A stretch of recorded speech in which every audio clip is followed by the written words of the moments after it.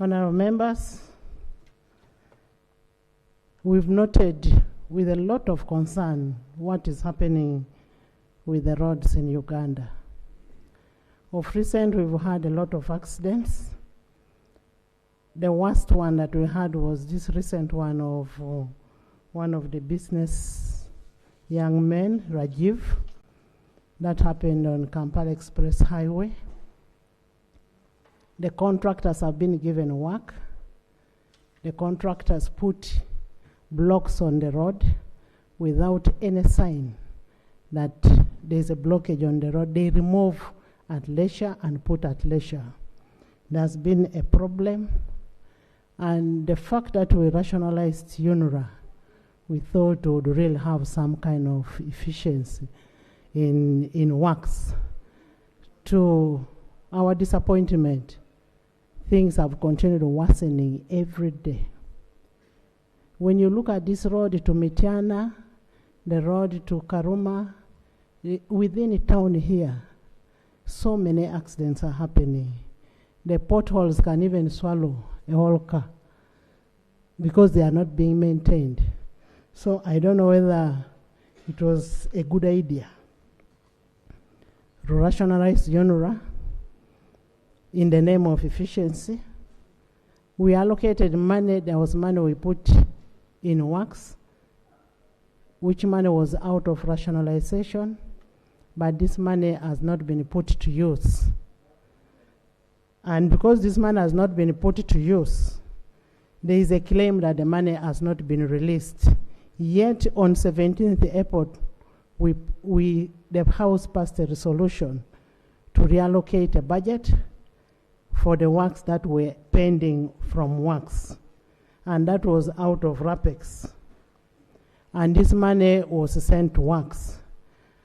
Now we want a report from Minister of Works on what is happening on the roads, especially around Kampala, on the accident that happened on Kampala Express Highway, and on how they are handling the contractors that are working on those roads. That report should be able to come to the House tomorrow. Continue losing people day in, day out, and yet we have a whole ministry responsible for works. Honorable members, you recall on 25 projects such as Mbarara and Shaka, Nebia Roa, Mubende Chenjojo, etc., and emergency bridges repairs. 3, provide funds for payment of outstanding areas to reduce the accumulation of interest and maintain the service provider's confidence in the government's commitment to pay for works done. Prioritizing of funding for maintenance and ensuring funds are released in a predictable manner to enable proper planning for maintenance activities. Assurances, Right Honourable. Right Honourable Speaker, the Minister of Works and Transport commits to conduct road safety inspections at all work zones to ensure that adequate warnings in form of signages and other safety devices are installed. The Minister also continues to conduct inspections of black spots across the road network, so to install mitigation measures to ensure that the safety of our road users is guaranteed. Right Honourable Speaker, I would like to assure you and all the honourable members that the Minister of Works and Transport is committed to utilizing the allocated resources in the most effective manner possible to enable us be safe on our roads and the transportation of our infrastructure services. I beg to submit, Right Honourable. Thank you, Honourable Minister. Honourable Minister, we are aware that you don't have the money, as you have said.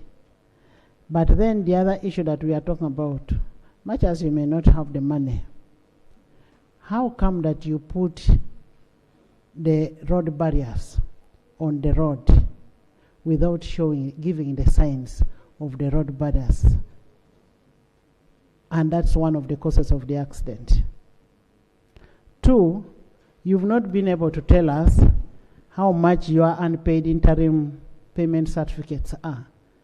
You're talking about money, money, money. How much are we talking about? How much are we talking about? 3, you also needed to tell us about the UNRA uncompleted projects after RAPEX. Which one have you completed? At what stage is the other? What is the position? What is the stage of those uncompleted projects? Then lastly, after the removal or after going away of UNRA, who is taking responsibility to supervise? Because we are seeing like there is nobody responsible for any supervision. You could first respond to that, then members come in. I will give members 20 minutes. No, let him respond. It will form what the shadow will. Honorable Speaker, when this Honorable House directed me yesterday to come up with this report, I had wanted to request Parliament to allow me particularly about a week to speak about the resources that we have received and how we have broken it down, because my expectation was that by next week, most of the contractors that are receiving the money, particularly given by this House on supplementary, will be back on the road. So I wanted to speak when the contractors are on the road. But because of the urgency, I thought I could give you just an overview of the challenges that the ministry is facing, again also on the understanding that we are in the budgeting process so that members can understand. But right now, I can also say with a lot of certainty that because of the investigation that is going on, we wouldn't want even to specifically speak about some of the specific accidents that have unfortunately bedeviled the country in the last few days. But the reality is that we are being there is some investigation. Much as there is an investigation, we are asking who is putting those barriers on the road. Now that you're saying the contractors have abandoned the roads, so who is putting those barriers on the roads? Right, Noble, all the areas, that's why I captured in that we are going to enforce, particularly the professional responsibility of the contractors is to make sure that the signages that they put to indicate that their work is ongoing are properly visible. That is something that we are working on. So we don't want even to say maybe this went wrong, because we may be jeopardizing what is likely to come out. So that one we are undertaking as a ministry to make sure that we follow that very carefully. We will communicate to this House that who is taking responsibility. Katumba and myself, General Katumba, we are taking full responsibility. We are taking full responsibility of the supervision of the ministry. And you can imagine, Honorable Ecweru, you need to convince this House that Minister of Works, I don't want to mention the names, that Minister of Works is doing its work. And as I said yesterday, you're going to make this House regret why they rationalize UNRA. Shadow. Let's hear from the shadow first. Thank you so much, Honorable Speaker. Honorable Speaker, the annual crime report of the Uganda Police Force 2024 shows that since 2020, the total of accidents people have died on the road are 22,306. 5,154 for only 2024. This reflects a fatal increase of 7% from the 4,000 of 2023 to 5,000 of 2024. This is very alarming, right, Honourable Speaker. Right, Honourable Speaker, in 2023, the Speaker convened a meeting of UNRA, Ministry of Works, the police, the leader of opposition, Minister of Health, the chairperson Committee on Physical Infrastructure, and the Shadow Minister for Works and Transport. and resolutions were made. They were adopted by this House. The Minister of Works pledged to implement those resolutions. Right Honourable Speaker, those resolutions have never been implemented in respect to the accidents. To Right Honourable Speaker,